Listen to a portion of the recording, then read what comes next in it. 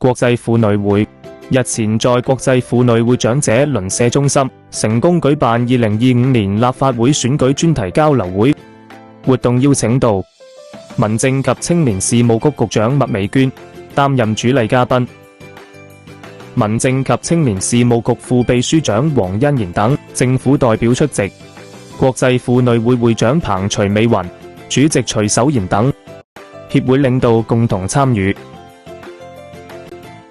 12月7號投票日，約定你，到時見。彭徐美雲在歡迎詞中呼籲市民12月7號積極投票，共同建設更美好的香港。麥美娟強調，投票不僅是責任，更是權利。徐守賢詳細介紹立法會選舉的具體安排及為長者提供的便利措施。活動現場氣氛熱烈，互動踴躍。